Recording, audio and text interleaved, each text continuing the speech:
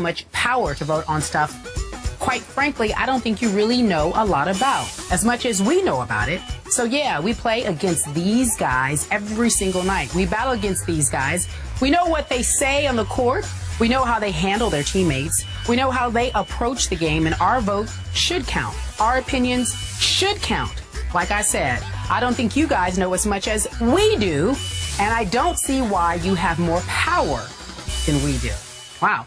Durant on a bit of a rant. He also added that the media doesn't know expletive when a reporter asked about his coach's job security. Skip, I don't know if you know this, but he often takes on bloggers and reporters on Twitter. Now he's moved it to a bigger stage. What do you make of what he said this weekend? Stephen, as you remember, for years on this show, I often said that Kevin Durant was my favorite NBA player playing for my hometown team in Oklahoma City.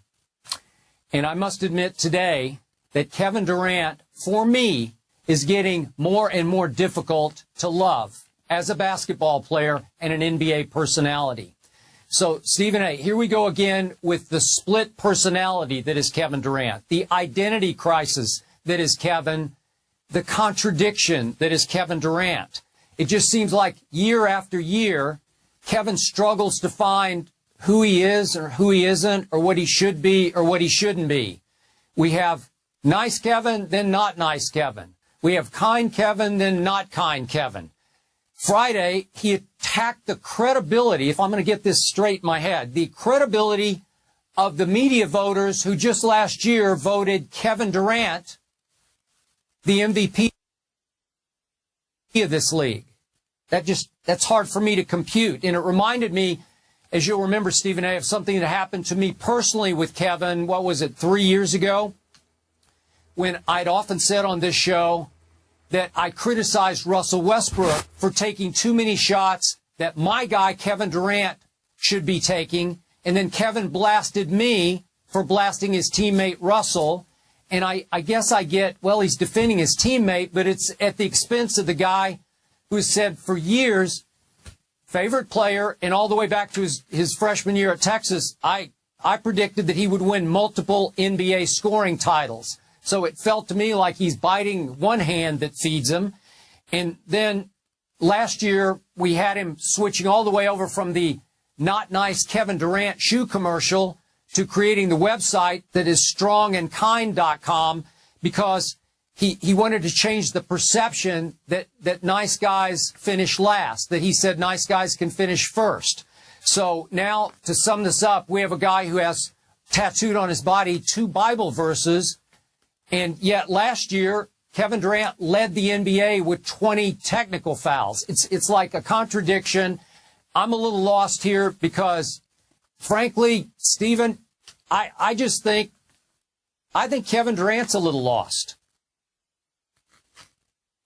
Well, since you've acknowledged that you're a little bit lost, allow me to try and enlighten you. Number one, I don't really have too much of a problem with Kevin Durant taking the position that he took on its surface, but you'd be surprised as to why I feel that way. First of all, you have to consider the fact that, once again, just like when he came after you because you basically attacked Russell Westbrook in his eyes, the same could be said for the media who's brought into question the resume of a Scott Brooks. Now, all of us have speculated whether or not Scott Brooks is going to last long at Oklahoma City.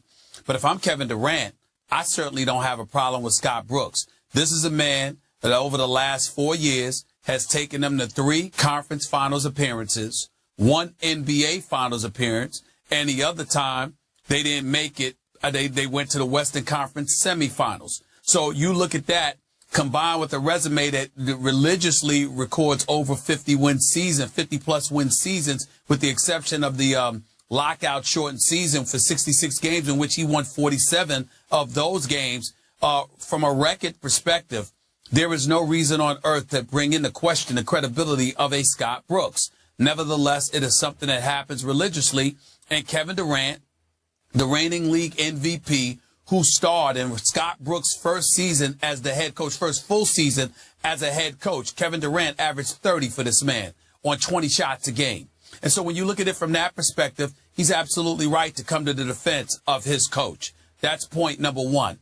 Point number two, He's a guy that is class personified. You can say what you want about Kevin Durant with the 20 technical fouls and all of that stuff, but I go considerably deeper than that.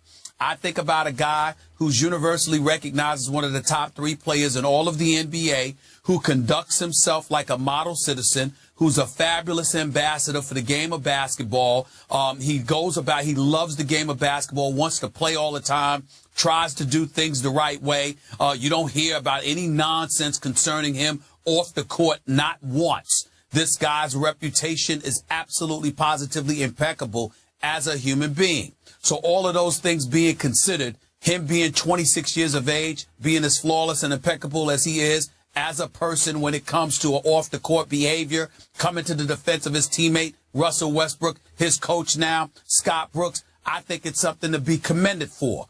Now, from a macro perspective, I will say this.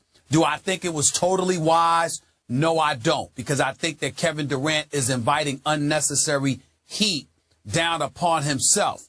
But the number one reason I like it, Skip, despite everything that I just broke down, the number one reason I like it is because Kevin Durant gave us some insight into how most, if not all of these dudes, and not just in the NBA, but professional sports feels about the media.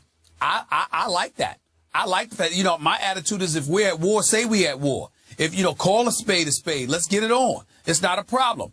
I love the fact that he was honest enough to say what he said, because if he is willing to speak out and say what he said, could you imagine what these other dudes feel, despite smiling in folks' face, despite engaging in PC and just saying the right things? No, Kevin Durant saying, look, this is how I feel, and I guarantee you, most of the guys that's in this league feel exactly the way that I do, because they do feel victimized. They do feel a lot of these things. And most of the time, it's grotesquely unfounded. They got a lot of damn nerves feeling that way. But you'd never know if they listen to spin doctors and what have you, always telling them to just say the right things to get through the moment. Kevin Durant is saying, I'm a grown man. I'm 26 years of age. You know my character. You know what I stand for. But I'm entitled to feel what I feel, and I'm going to be honest enough to say it. I thank him for that. I appreciate it. He's always treated me with the utmost respect, and I appreciate that. But even if he didn't, the fact that he was honest enough to say what he says makes me feel good, because I can't stand two-faced punks, and he is not that. He is honest and straightforward, and I give him credit for that, because there's a whole bunch of dudes in professional sports that will smile in your face and talk behind your back like the wusses they are. He is not that dude. I give him credit for that. Okay. You give him credit for that, but how in the previous breath could you call him an NBA ambassador?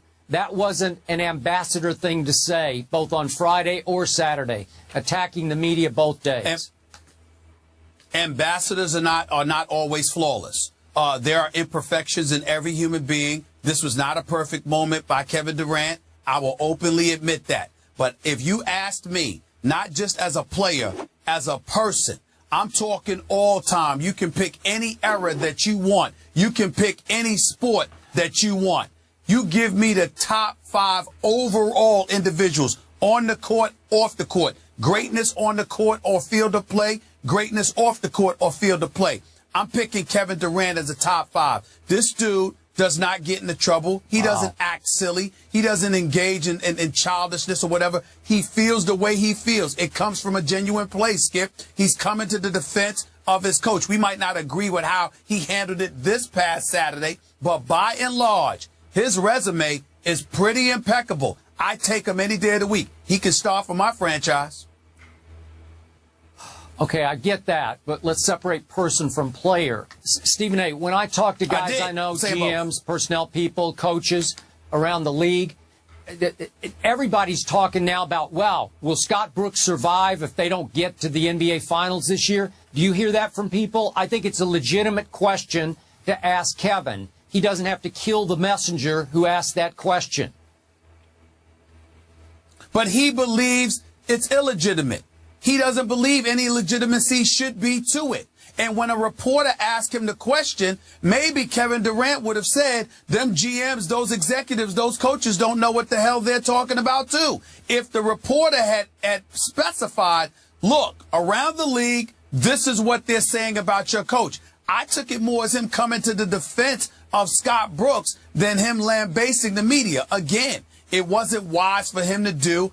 I think that now he's put himself under a microscope, and if he slips up, he's going to see a different side, because a legitimate argument can be made that nobody has been treated, very few people rather, have been treated better than Kevin Durant by the media. The media has clearly been incredibly kind to Kevin Durant. So him of all people saying that, I get it.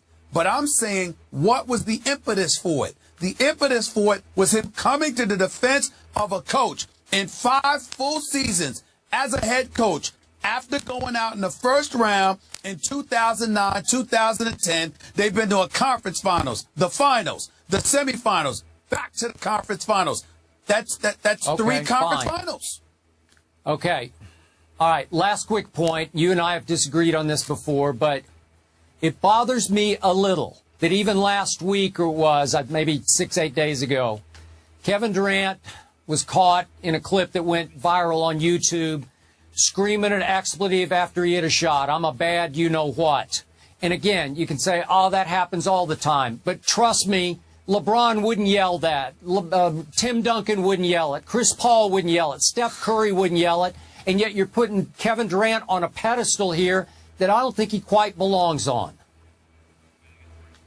All right, Kevin Durant's thoughts again. My mic is messed up. I'll get back to you. We'll get back to this in just a moment. We'll take a break. But before we go to break, guys, let me show you this. Do you remember back in the day when we had this campaign going on? Get LeBron to dunk.